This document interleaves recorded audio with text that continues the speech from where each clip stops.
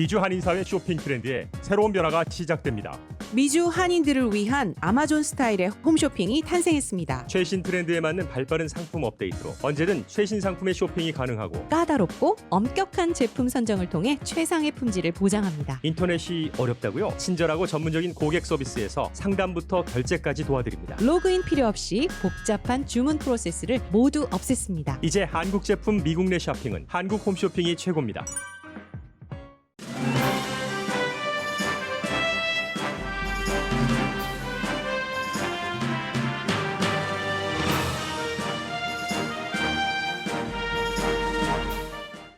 추수감사절에 여행을 했다면 당신은 코로나 바이러스에 감염됐거나 노출됐다고 생각하는 게 맞습니다. 백악관 바이러스 전담반 데보라 벅스 박사의 말입니다. 학교는 오픈하고 식당과 술집은 닫는 게 맞습니다. 앤토니 파우치 박사의 말입니다. 백신 접종 스케줄이 다가오고 있긴 해도 현재 미국 전역에서의 바이러스 사태는 폐쇄 조치를 할 만큼 조심스러운 상황입니다. 책 비평가 데이빗 올린 씨는 대학에서 돌아온 딸과의 관계를 적으면서 우리 가운데 누구라도 앞으로 안전하다고 느낄 사람이 있을까? 이렇게 반문합니다. 바이든 당선인에 대한 지지도가 올라가고 있습니다. 바이든 당선인은 백악관 대변인을 포함한 공보팀 전원을 여성으로 선정했습니다. 처음 있는 일입니다. 경제자문단에도 여성과 유색인종이 많이 포함됐는데 특히 예산관리국장에 인도계인 니라 칸덴을 지명했고 공화당은 인준하지 않을 것이라고 공언합니다. 트럼프 대통령은 주말에도 근거 없이 부정선거라고 고함치는 인터뷰를 이어갔지만 대선 결과를 뒤집을 가망은 거의 없습니다. 법원에서는 여러 케이스가 또 기각됐고 위스콘신 재검표 결과는 오히려 바이든 당선인에게 추가표를 보태줬습니다. NPR 방송 앵커인 스티브 인스킵 씨가 지금은 소란스러워도 역사는 단임 대통령을 거의 기억하지 않는다라는 기고문을 썼습니다. 연방대법원은 오늘부터 2020 센서스에서 서류 미비자를 제외하려는 트럼프 대통령의 시도를 심의합니다. 사이버 먼데이 매출은 지난해에 비해 15%에서 35% 정도 늘어날 것으로 예상됩니다. 사우디아라비아 왕자가 트럼프 대통령의 바람과는 달리 이스라엘에서 멀어지면서 바이든 쪽으로 향하고 있습니다. 여러분 안녕하십니까? 오늘의 미국 강예신입니다. 추수감사절 잘 보내셨어요? 아마 오늘의 미국 듣고 계신 모든 분들이 모든 가정에서 올해의 추수감사절은 미국에 와서 맞은 그 추수감사절 그 어느 때와도 달랐으리라고 생각을 합니다. 기본적으로요, 이 전국 그 교통안전국이 발표를 했는데 어제가 이제 추수감사절 끝나고 집으로 돌아가는 사람들이 많았는데 자동차야 뭐 상관없지만 공항을 통해서 집으로 가는 사람들은 어제 한 100만 명 넘었네요. 거의 120만 명 정도가 돼서 체크포인트를 지나간 사람들입니다. 3월 중순 이후에 최고였다고 하고 지난해보다는 물론 적었죠. 지난해에는 뭐 거의 300만 명 정도 됐었으니까는요. 병원은 재난 수준이다. 각 도시의 병원마다 시골의 병원도 그런 얘기를 많이 합니다. 9만 3천 명이 입원해 있고 이 가운데 또 상당수는 인공호흡기에 의존하고 있기 때문입니다. 그래서 지금 그 앤토니 파우치 박사가 얘기하기를 데이터를 보면은 어린이들끼리의 전염 또는 어린이가 다른 그 성인에게 전염시킨다는 것은 생각했었던 것보다는 걱정할 정도는 아니라고 얘기를 했습니다. 이 얘기는 곧 학교는 오픈해도 된다 하는 것이고요. 오히려 정말 이 말씀 드릴 때 죄송합니다마는 한인분들이 그 식당을 많이 운영을 하고 계시기 때문에요. 식당과 술집이 문제다. 물론 하나의 완전한 답은 없습니다. 그러나 그나마 코로나 바이러스를 막기 위해서 술집과 식당의 문을 지금 닫는 것이 낫다라고 얘기를 했습니다. 가장 이제 중요한 것이 지금 뉴욕이 식당과 술집은 문을 열고 학교를 문을 닫았죠. 물론 이제 초등학교, 중학교, 고등학교 조금 다르게 하고 있기는 합니다만은 다음 주에 뉴욕에서도 초등학교가 문을 열고 중학교, 고등학교는 뭐 그때까지도 닫는다고는 얘기를 하는데 앤토니 파우치 박사나 데브라 벅스 박사나 모두 지금 강조하는 것이 after 추수감사절. 잠시는 괜찮겠죠? 잠복기가 있으니까. 그리고 이제 12월 중순부터 쫙 올라가서 크리스마스 데이의 가장 슬픈 스토리. 누군가가 아프다. 내가 사랑하는 사람이. 그런 나쁜 뉴스를 접할 미국 사람들이 많을 것이라는 것을 벌써 뭐 한두 달 전부터 예고를 했었고 질병통제국도 그러니까 가지 말아라 했는데 질병통제국의 가이드라인을 25%에서 35% 정도 되는 미국인들이 깡그리 무시를 한 게 이번입니다.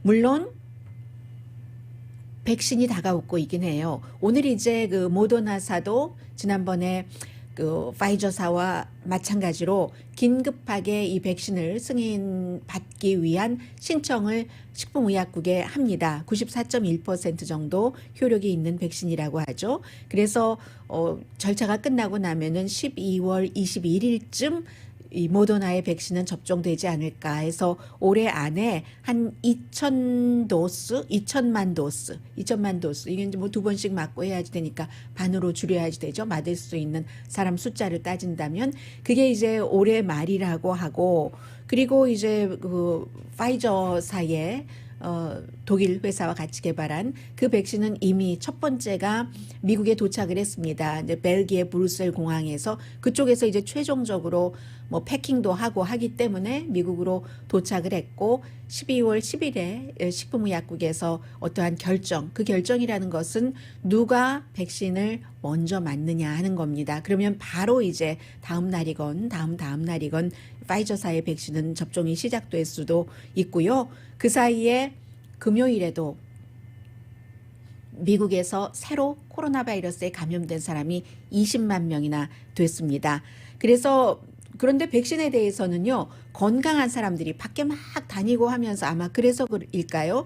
백신을 맞겠다는 사람이 건강한 젊은 사람들 사이에서 굉장히 비율이 높습니다. 갤럽이 여론조사한 것을 보니까 18살에서 44살 사이에 62%가 식품의약국에서 승인만 한다면 난 맞고 싶어요. 제일 나중에 맞게 될 겁니다. 아마 내년에는 못 맞을 수도 있다 하는 게 전문가들의 예상인데요. 의료진과 뭐 시니어라든가 그로서리 스토어에서 일하시는 분들, 뭐 쓰레기 치우고 하시는 분들 이런 분들이 그 중요하기 때문에 그렇죠. 지금 세계보건기구에서 조금 데이터 내놓은 것을 보니까 미국 사람들의 경우는 한 60% 정도는 백신 예방 접종을 받아야지 이제 전반적인 그 널리 퍼지는 것의 위험으로부터 벗어날 수 있다고 보고 있습니다. 그러니까는 젊은 사람들이 내년에는 못 맞는다고 하니까 내년 이후로 이제 모든 것이 코로나 바이러스에 대해서 어느 정도 안심할 수 있는 때가 올 것이다라고 생각을 할 수 있겠고요. 해서 오피니언을 하나를 소개를 해드리겠습니다. 오늘 로스앤젤레스 타임즈를 보신다면은 데이비드 L. 올린 씨라고 이분은 로스앤젤레스 타임즈 그 북 이쪽도 맡고 있고 로스앤젤레스 타임즈뿐만이 아니라 뭐 뉴욕 타임즈라든가 아니면 애틀란틱이라든가 미국에선 좋은 매체일수록 북 섹션도 굉장히 강하거든요. 책 비평도 많이 하고 책도 많이 쓰고 애틀란틱이니까 더 네이션도 같이 책 비평을 하고 하시는 분인데 오늘 로스앤젤레스 타임즈에서 일도 하고요. 그 기고문을 쓴 것을 보면은 대학생들 아들 딸을 어떻게 웰컴할 것인가 이 팬데믹 기간 동안에 어떻게 웰컴할 것인가 본인의 경험을 썼습니다. 어떻게 썼냐면요. 딸이 집에 왔어요. 집에 왔는데 이 딸의 학교는 많은 대학교에서 추수감사절에 집에 가지 말아라 했지만 또 일부 대학교는 차라리 학기를 빨리 끝내고 겨울방학을 시작을 해버린 거예요. 이 딸의 대학은 후자에 속합니다. 해서 왔죠. 보통 때 이제 겨울방학 때 딸이 오고 하면은 동네에 스시바에 가서 엄마, 아빠, 딸이 같이 식사를 하고 그러는데 이번에는 오자마자 또 테스트부터 하는 거예요. 코로나 바이러스 음성 테스트가 나왔습니다.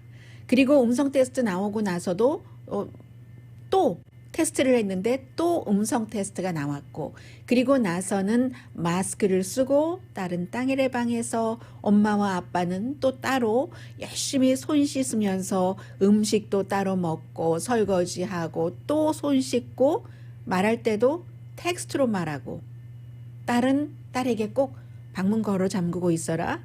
오랜만에 집으로 돌아온 딸에게 허그 세례를 하는 게 아니라요. 방문 걸어 잠그고 우리 텍스트로, 이런 규칙을 정하는 거예요. 참 이상하기도 하죠. 멀리 있던 딸이 돌아왔는데 해서 로스앤젤레스도 홈 가이드라인을 따로 만들었고, 질병통제위에서도 만들었는데, 워싱턴 대학이 이 코로나 바이러스에 대한 연구가 좀 강한 편이잖아요. 처음부터 그쪽에서 환자가 발생을 했기 때문에. 해서 만약에 사람들이 마스크를 쓰지 않는다면은 1월경에는 하루에 평균 2,500명이 사망할 수도 있다는 얘기가 계속 나오고 있는데, 미국의 대통령과 이 대통령의 행정부는 지금까지 한 번도 코로나 바이러스를 아주 신중하게, 심각하게, 시리어스하게 대해본 적이 없고, 골프도 치고 부정선거 판타지, 그 북 리뷰를 하시는 북 평론가이신 이분은 그렇게 얘기를 합니다. 부정선거라고 얘기하는 판타지 주장을 하는데, 그러니까 우리 가족도 여지없이 우리 스스로 알아서 할 수밖에 없다. 어려운 결정을 내린 건데, 질병통제국이 11월 12일에 함께 사는 사람들하고만 같이 추수감사절도 보내라고 했는데, 어쨌든 우리는 지금 오랜만에 집을 방문한, 집에 돌아온 딸과 한 지붕 두 가정이 돼버렸다라고 얘기를 합니다. 만약에 추수감사절 그 휴가이기만 했다면 아마 본인과 와이프는 딸에게 그냥 그곳에 있어라, 학교가 문을 닫는다면 학교 주변에 어디에선가 조금 외롭지만 추수감사절을 보내라라고 딸에게 애스크를 했었을 것이라고 얘기를 합니다. 그런데 겨울방학이 시작돼 버렸기 때문에 할 수 없이 딸을 맞이했고, 딸도 모든 것을 잘 알기 때문에 굉장히 조심은 한다고 얘기를 합니다. 큰 모임을 피하고 자주 테스트하고, 젊은 사람들은 자주 테스트하잖아요. 휴대폰으로 쉽게도 예약을 해요. 하고 마스크도 쓰고 하는데, 딸이 아빠에게 이렇게 말을 하더라는 거예요. I know. 아빠가 날 두려워한다는 것을. 집에 오고 이틀째에 벌써 그 말을 하길 시작을 했답니다. 그래서 아빠의 답이 아니야. 내가 우리 사랑하는 딸을 왜 두려워해? 아빠가 두려워하는 것은 모든 가족의 안전함을 위해서 코로나 바이러스를 두려워하는 거지. 딸아 아니야. 나 딸 너를 두려워하는 거 아니야. 라고 얘기를 했다는 거예요. 그런데 딸이 완전히 틀린 말을 하는 것도 아니라는 겁니다. 왠지 좀 불편한 그런 느낌이 있다는 거예요. 코로나 바이러스라는 전염병이 식구끼리에도 이 같은 감정을 만들어냈다고 얘기를 합니다. 진실은 우리 모두가 코로나 바이러스 시대에 미지의 세계에 있다는 것, 희망이 가득한, 호기심이 가득한 미지가 아니고 이거 이러면 어떡하나 저러면 어떡하나 하는 미지의 세계, 가족과 인간으로서 좋은 미지의 세계가 아니라 그 같은, 아무튼 딸을 맞는 게 마치 병원체를 맞이하듯이 준비를 해야지 되는 이 시대를 얘기를 하고 있습니다.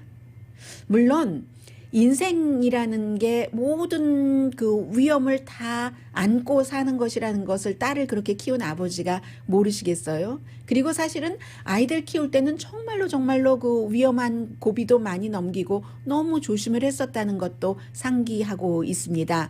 날마다 걱정이었고, 저 아이가 기억하시죠? 여러분들도 전부.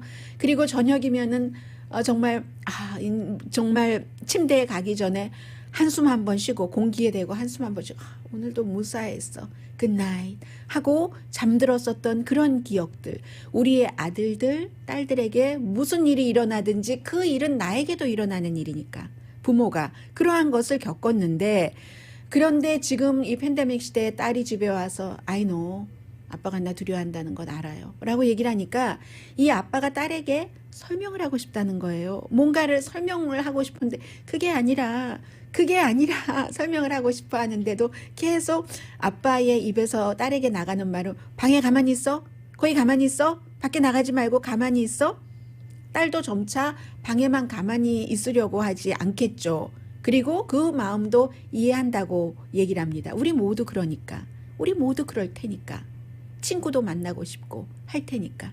우리 모두 코로나 바이러스 이전의 세계로 돌아가고 싶어 하니까. 이 아빠가 어찌 딸 너의 마음을 이해하지 못하겠니? 나가지 말아라. 내 방에서 리빙룸으로 나오지도 말아라.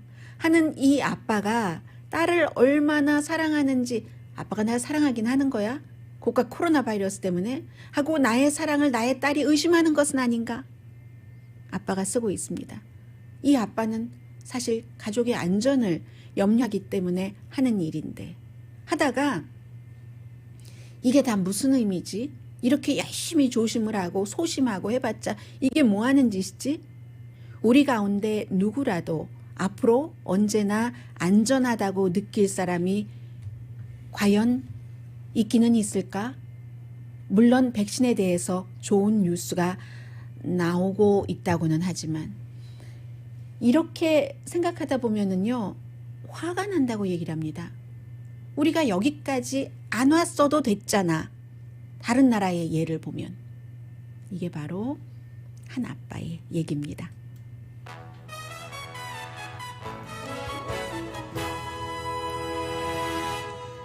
오늘의 미국은 전문가가 추천하는 이민법, 가정법 전문 재인정 종합법률사무소, 미주류 언론과 유명 인사들을 감동시킨 미주 판매 1위 카후나 마사지 체어, 한인 기업의 자랑 카후나 마사지 체어, 갤럭시 거위털 이불은 소문난 기능성 거위털 이불, 거위털 이불 전문 회사 코지다운, 언제 어디서나 내 맘대로 골라보는 한국 TV, 한국 쌍방울이 만든 최고의 KF94 방역 마스크 트라이를 미주 최초로 출시한 한국 홈쇼핑 공동펀입니다. 잠시 뒤에는 이렇게 보면 조금 이제 안정돼 가는 것 같아요. 바이든 그 당선인의 주변의 모습 그리고 트럼프 대통령의 어떠한 그 소용없는 몸부림이라고 할까요? 그런 것들. 트럼프 대통령은 결과를 알고 하는 몸부림이니까 별로 안타깝지 않지만 그것을 모르고 거기에 또 희망을 걸고 있는 사람들이 많기 때문에요.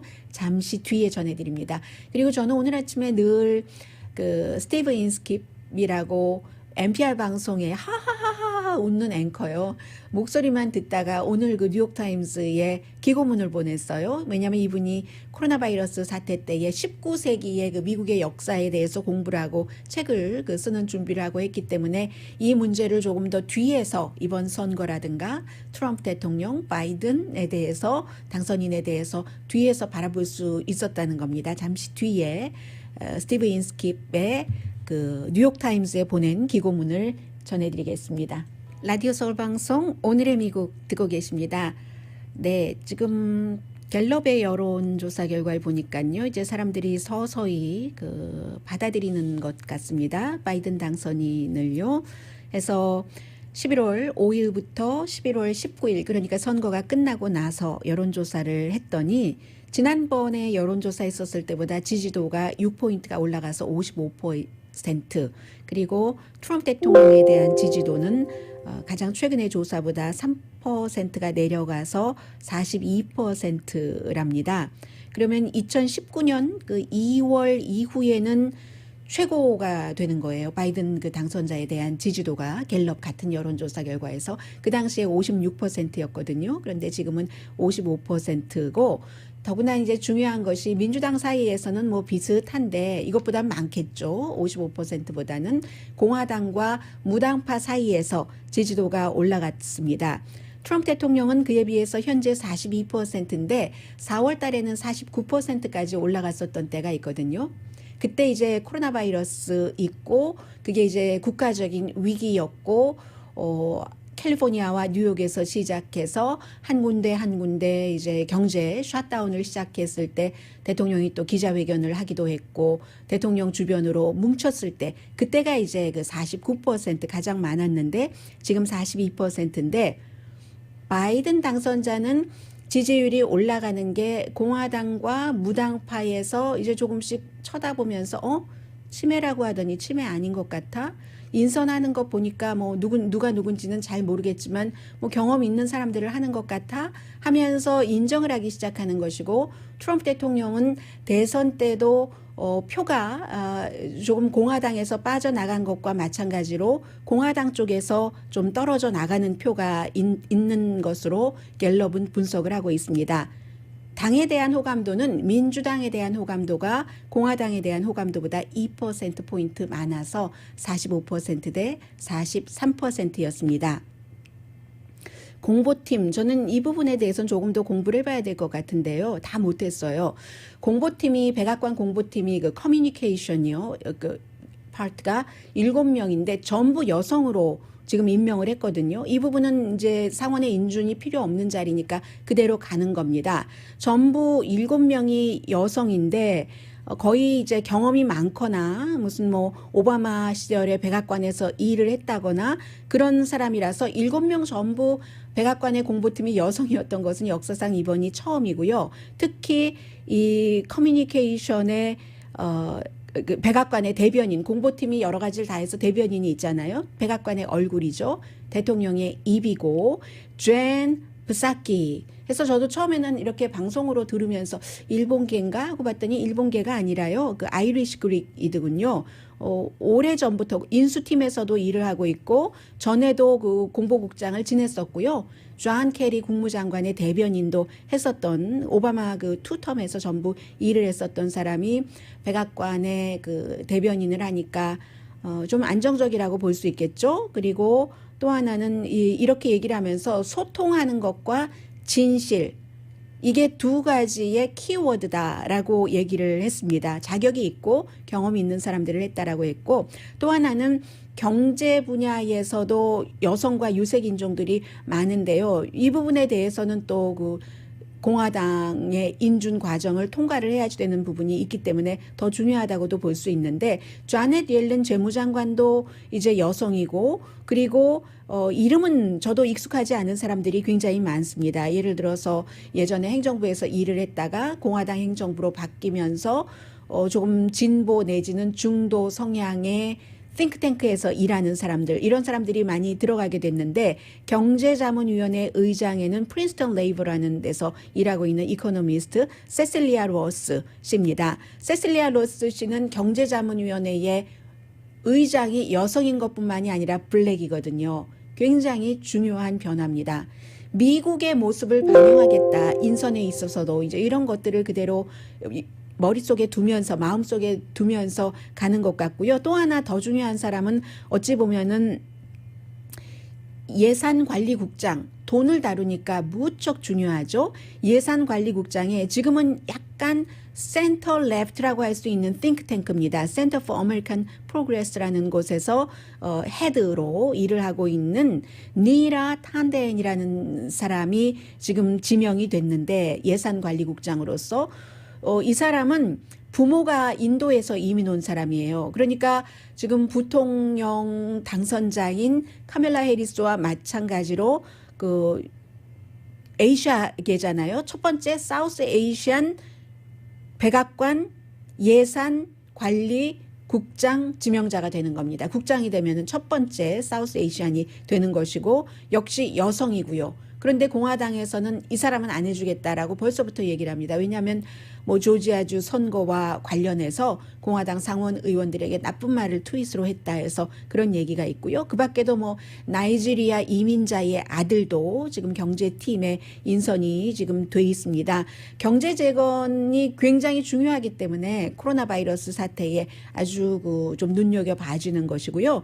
그에 비해서 또 그 부통령 당선자가 그 개하고 놀다가 강아지라고 하긴 너무 커요. 예전에 그 쉘터에서 입양했다고 하잖아요. 놀다가 뭐 다리를 다쳐서 뭐 특수 신발 몇 주일 신고 다녀야지 된다는 뉴스가 있고요. 그리고 트럼프 대통령은 금요일에는 목요일 금요일 사이에 뭐 선거인단 표로 확정이 되면은 내가 백악관을 떠날 수도 있다고 얘기를 했다가 또 뭐 8천만 표를 그 부정선거 없이 받았을 리가 없다라고 했다가 어제는 팍스의 그 인터뷰는 뭐 대단했습니다. 이 마리아 그 바틸로모 그 자신도 이거는 대통령보다 더한 웅변을 하더군요. 나중에 길게 인터뷰하고 대통령이 온갖 증명되지 않은 음모론을 다 얘기하게 한 다음에 그 얘기가 다 맞다고 맞장구를 치면서 이거는 있을 수가 없는 일이야 라고 얘기를 해서 또 많은 저널리스트들이 저 사람이 모르면서 저러지는 않을 텐데 하고 깜짝 놀라기도 했는데 그런 형태로 대통령은 계속 부정선거다 뭐 6개월 안에 내가 이걸 받아들일 수가 없다 6개월 뒤까지 미리 정해놓고 있어요 예정설이에요 그렇게 얘기를 하고 있는데 법적으로는 이제 시간이 다 왔습니다 12월 8일이면 다음 주 화요일인가요? 까지 법적으로 모든 주에서 이런 것을 정리를 해야지 되거든요. 그런데 주말에도 펜실베니아에서 대법원에서 항소법원에서 우편 투표가 됐건 무엇이 됐건 인증무효가 됐건 다 기각을 해버렸고 다시 법원에 가지고 오지도 말아라 라는 것까지 꼬리를 붙여줬고 그리고 이제 여러분들께서 제가 뉴스에서 전하지 않는 것은 크게 신경 안 쓰셔도 됩니다. 지금 가짜뉴스가 너무 많기 때문에 그런데 그 가짜뉴스를 그럴듯한 사람들이 그럴듯한 스타일로 얘기를 하기 때문에 이렇게 믿기가 쉽거든요. 그런데 제가 여러분들께 보도를 해드리지 않는 것은 큰 것이 아닙니다. 뭐 예를 들면 이런 거죠. 펜실베니아 주 의회에서 모든 인증을 무효로 하기 위해서 뭐 어떠한 결의안 내지는 뭔가를 만들어서 통과가 돼서 이게 다 뒤집어졌다. 전부 가짜거든요. 결의안은 누구나 다 냅니다. 한두 명이 내서 두세 명이 동의하는 것도 결의안이고 그게 정족수가 있어야지 되고 타임이 맞아야지 되는데 오늘이 11월 30일 마지막 날이잖아요. 의회 이게 끝이에요. 오늘 끝인데 언제 할 겁니까? 그러니까 그런 뉴스들 듣지 마시고요.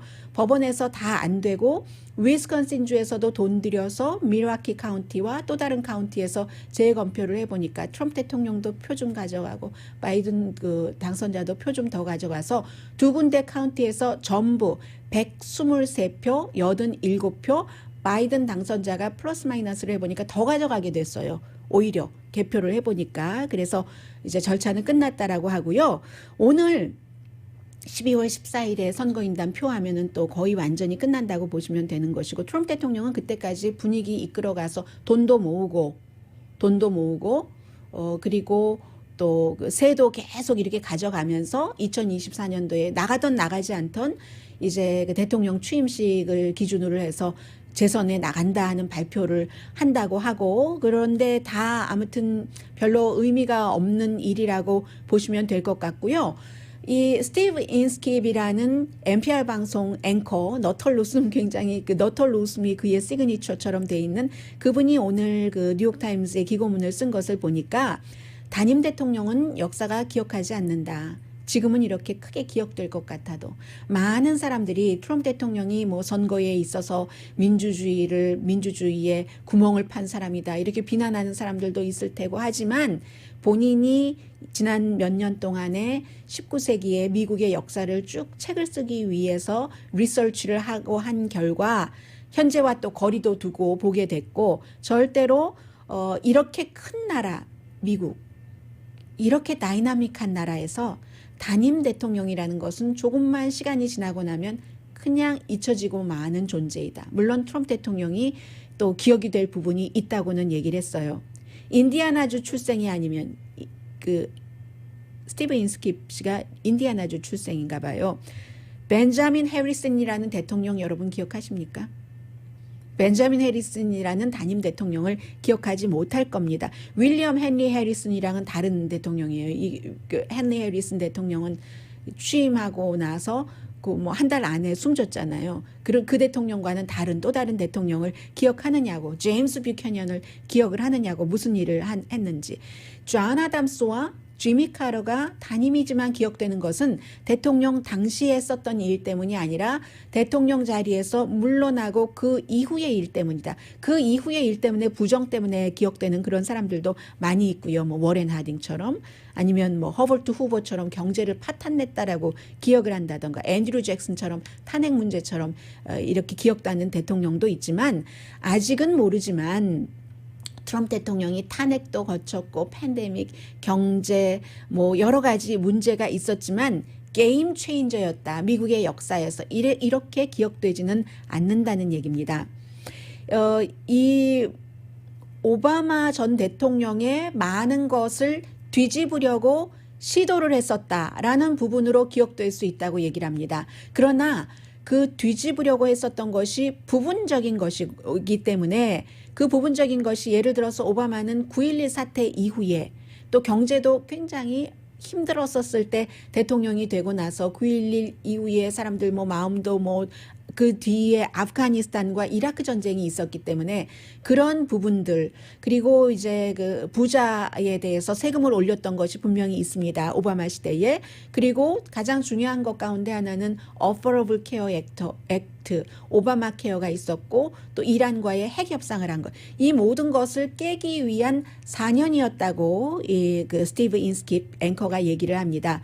완전히 오바마 부수기. 시작할 때부터 오바마가 케냐 태생이다 하면서 이제 그 대통령에 취임을 하게 된 발판을 마련을 한 것인데 이란 같은 경우도 미국만 빠져나왔잖아요. 이것도 부분적인 것이라고 하고 헬스케어도 말만 했지 깨부수지 못했고 파리 기후 조약도 마찬가지로 이제 다시 조 바이든 대통령이 취임하고 나서는 다시 재가입을 한다고 하니까 물론 트럼프도 유산이 있다. 부자에게 세금을 많이 깎아준 것. 연방 대법관 3명 수십 년 해당되잖아요. 보수적인 사람을 넣어놓은 것. 그런 것은 있지만 아마 하이스쿨 교과서에 본인이 쭉 19세기 미국의 역사를 리서치를 해보니까 기록이 된다면 무슬림을 밴드하려고 그 종교적인 여러 가지 이유 등으로 국가적인 그런 이유 등으로 그 금지를 하려고 해봤지만 실패했다. 뭐 이 정도 들어갈까? 아니면 같은 그 교과서에 오바마의 많은 것을 부수려고 했었던 마이너 플레이어 정도로 기억이 될까?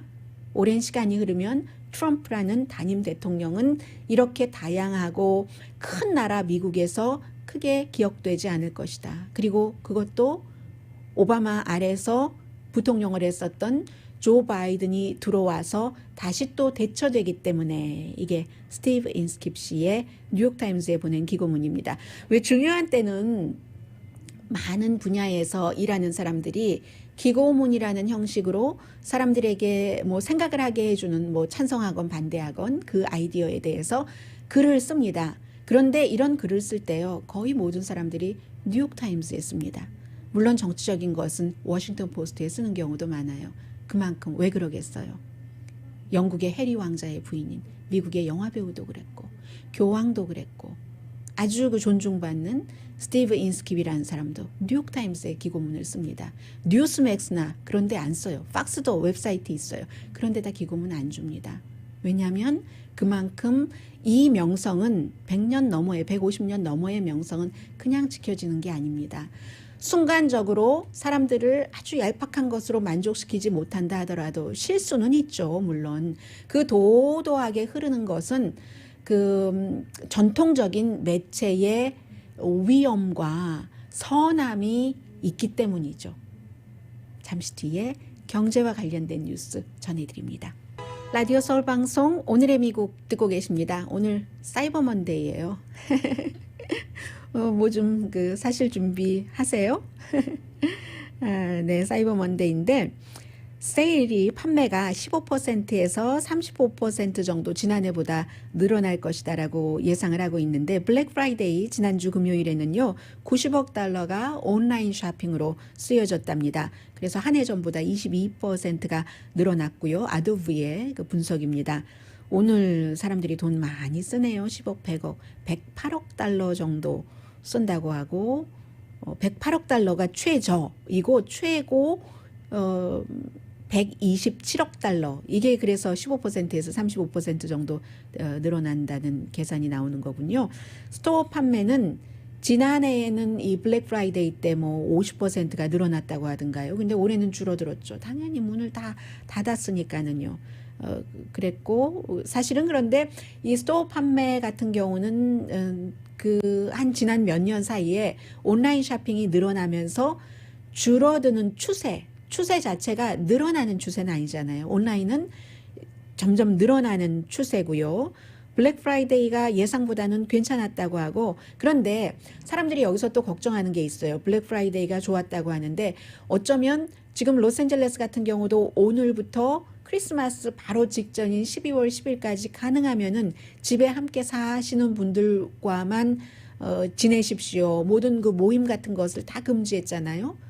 뭐 식당도 이제는 또 딜리버리 투고만 할 수 있게 돼 있고, 여러 가지 그 교회라든가 시위하는 것을 예외로 두고는 사람들 만나지 말아라. 장사도 예전에 했었던 것보다 뭐 훨씬 적게 한 20% 정도만 수용 인원을 받아라 하는 게 됐는데, 그런 상황이 되니까 사람들이 어떻게 될지 모르고 또 추수감사절 이후에 바이러스가 퍼지기 때문에 크리스마스 선물조차도 준비하지 못하는 게 아닌가 싶어서 미리 준비를 했기 때문에 오히려 지금부터 크리스마스 때까지의 쇼핑이 줄어드는 것은 아닌가, 이렇게 걱정하는 사람들도 전문가들 사이에서는 있습니다.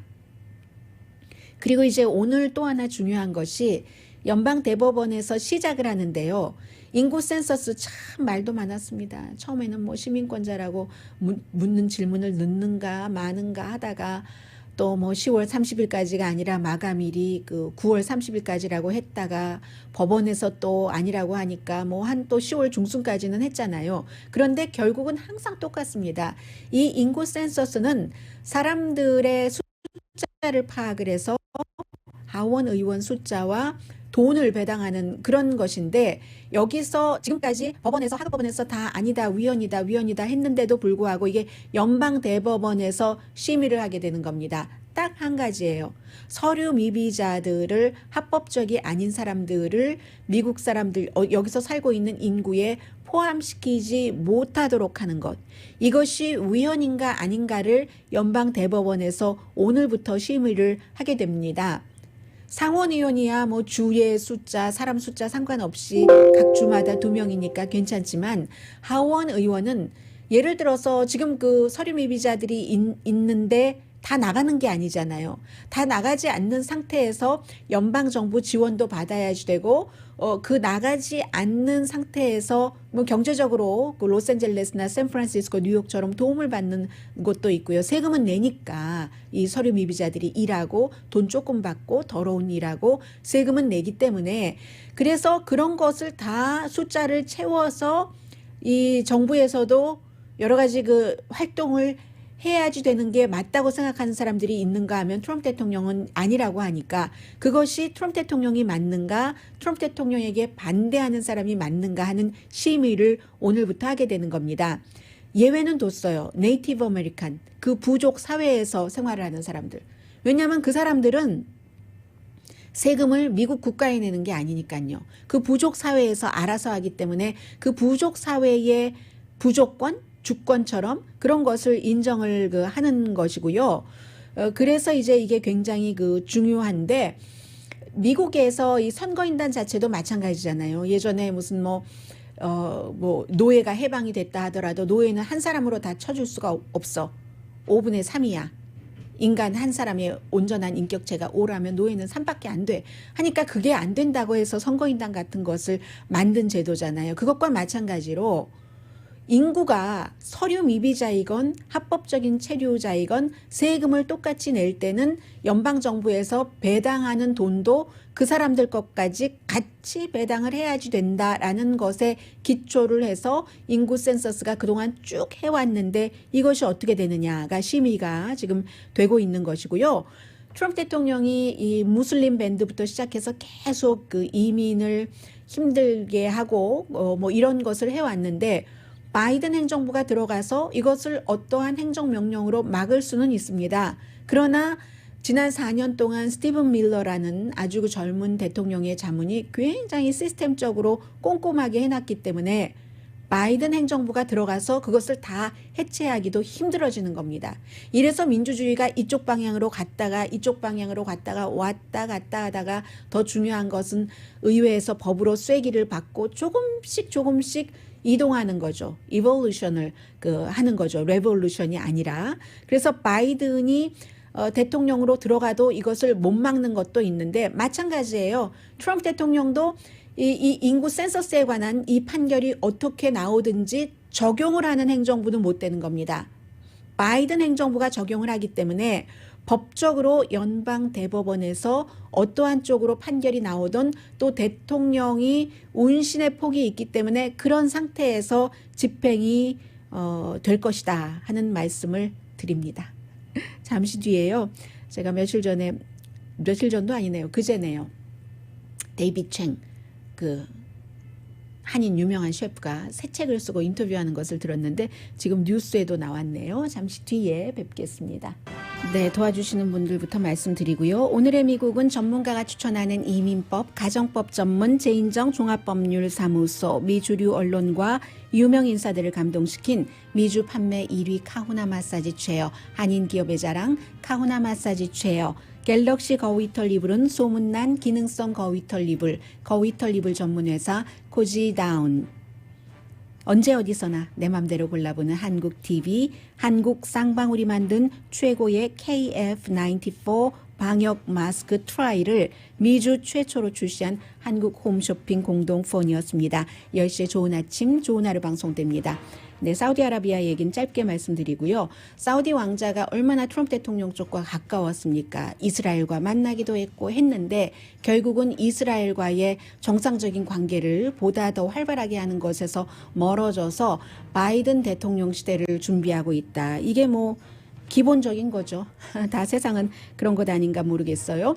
그리고 지금 나오고 있는 뉴스가 이 데이빗 창 씨를 제가 왜 말씀을 드리냐면요. 사실은 그 셰프, 이 유명한 뉴욕과 로스앤젤레스에서 여러 식당, 데이빗 챙 셰프도 지금 식당 문 닫은 곳이 많이 있거든요. 그런데 Who Wants to be a Millionaire 그 TV 프로그램에 출연해서 친구의 코치를 받아서 미국 최초의 그 백악관의 전기를 들여놓은 대통령이 누구냐를 알아맞혔어요. 그런데 happen to be 그 대통령이 지금 제가 좀 전에 말씀을 드렸었던 그 벤자민 해리슨 단임 대통령이었고요. 해서 돈 받은 그 돈을 지금 팬데믹 시대에 아주 그 어려운 곳에 기부를 한다 하는 그 내용이었거든요. 그런데 저는 요즘에 여기저기 이 데이빗 챙 씨가 인터뷰하는 거 들어보면은 부모님이 북한에서 오셨고 그리고 할아버지 그 할머니 조부모가 어쨌든 일본에서 지내셨고 교육을 받으셔서 평생 그 한국 음식을 안 드셨다는 얘기도 있고요. 또 부모님과 어떤 그 자신과의 그 괴리감 때문에 어렸을 때 너무너무 힘들었었던 그런 많은 모습, 학교에 김을 가지고 가고 김치를 가지고 가면 친구들의 그 반응, 그러나 힘들고 힘들었을 때 부엌이 나의 피난처였다 이런 얘기도 했고요. 그러면서 아버님이 돌아가셨는데 모든 그 아버님이 나에게 했었던 것들을 다 이해하지는 못하지만 지금은 자신도 아버지가 돼서 아이를 키우다 보니까 이해할 수 있는 부분들도 많아졌다. 이런 많은 스토리가 새로 나온 책에 들어있는 것 같아요. 데이빗 챙 셰프였고요. 강혜신이었습니다.